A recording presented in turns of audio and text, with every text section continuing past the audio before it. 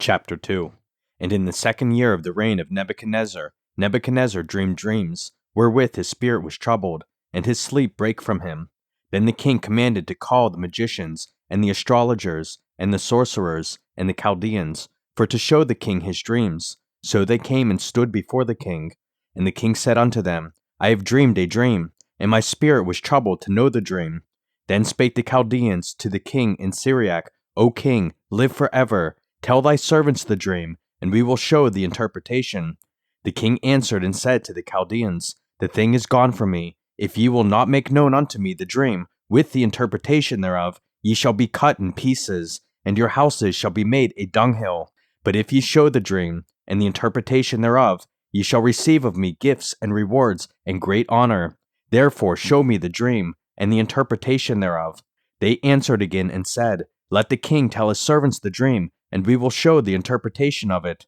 The king answered and said, I know of certainty that ye would gain the time, because ye see the thing is gone from me. But if ye will not make known unto me the dream, there is but one decree for you, for ye have prepared lying and corrupt words to speak before me, till the time be changed. Therefore tell me the dream, and I shall know that ye can show me the interpretation thereof. The Chaldeans answered before the king, and said, There is not a man upon the earth that can show the king's matter. Therefore there is no king, lord, nor ruler, that asked such things at any magician, or astrologer, or Chaldean.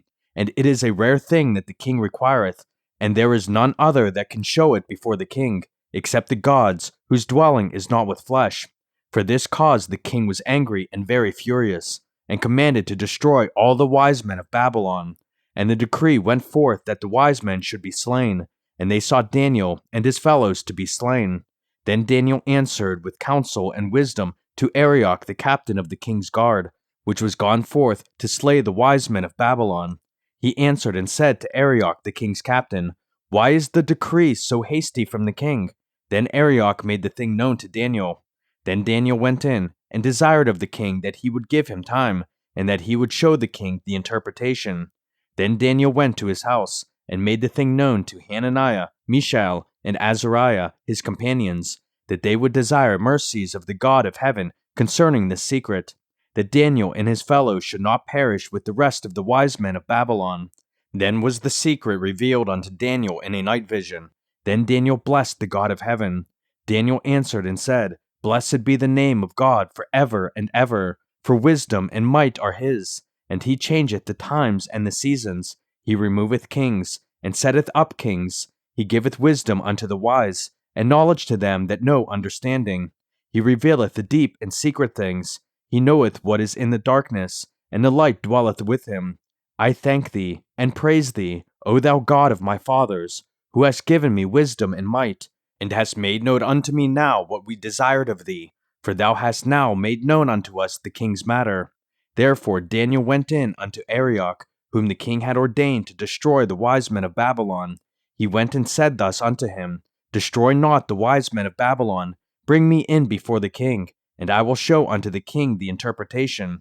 Then Arioch brought in Daniel before the king in haste, and said thus unto him, I have found a man of the captives of Judah, that will make known unto the king the interpretation. The king answered and said to Daniel, whose name was Belteshazzar, Art thou able to make known unto me the dream which I have seen, and the interpretation thereof? Daniel answered in the presence of the king, and said, The secret which the king hath demanded cannot the wise men, the astrologers, the magicians, the soothsayers, show unto the king. But there is a God in heaven that revealeth secrets, and maketh known to the king Nebuchadnezzar what shall be in the latter days. Thy dream, and the visions of thy head upon thy bed are these. As for thee, O king, thy thoughts came into thy mind upon thy bed, what should come to pass hereafter. And he that revealeth secrets maketh known to thee what shall come to pass. But as for me, this secret is not revealed to me for any wisdom that I have more than any living, but for their sakes that shall make known the interpretation to the king, and that thou mightest know the thoughts of thy heart.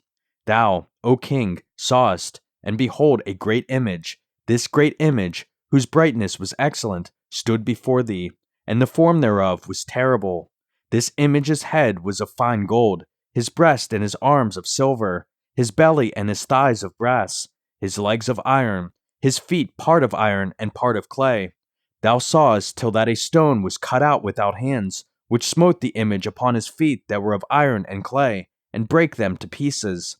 Then was the iron, the clay, the brass, the silver, and the gold broken to pieces together, and became like the chaff of the summer threshing floors.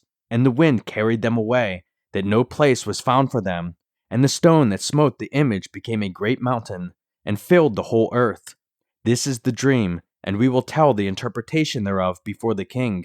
Thou, O king, art a king of kings, for the God of heaven hath given thee a kingdom, power, and strength, and glory.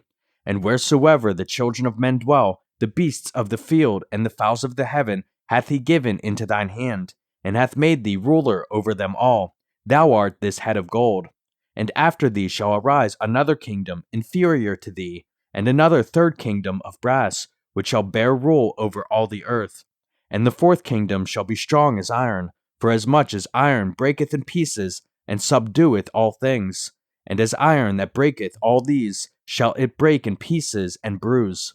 And whereas thou sawest the feet and toes, part of potter's clay, and part of iron, the kingdom shall be divided, but there shall be in it of the strength of the iron, for as much as thou sawest the iron mixed with miry clay. And as the toes of the feet were part of iron and part of clay, so the kingdom shall be partly strong and partly broken. And whereas thou sawest iron mixed with miry clay, they shall mingle themselves with the seed of men, but they shall not cleave one to another, even as iron is not mixed with clay. And in the days of these kings shall the God of heaven set up a kingdom which shall never be destroyed, and the kingdom shall not be left to other people, but it shall break in pieces and consume all these kingdoms, and it shall stand forever. For as much as thou sawest that the stone was cut out of the mountain without hands, and that it brake in pieces the iron, the brass, the clay, the silver, and the gold, the great God hath made known to the king what shall come to pass hereafter. And the dream is certain, and the interpretation thereof sure. Then the king Nebuchadnezzar fell upon his face, and worshipped Daniel, and commanded that they should offer an oblation and sweet odors unto him. The king answered unto Daniel, and said, Of a truth it is, that your God is a God of gods, and a Lord of kings, and a revealer of secrets, seeing thou couldest reveal this secret. Then the king made Daniel a great man, and gave him many great gifts, and made him ruler over the whole province of Babylon, and chief of the governors over all the wise men of Babylon. Then Daniel requested of the king, and he set Shadrach, Meshach, and Abednego over the affairs of the province of Babylon, but Daniel sat in the gate of the king.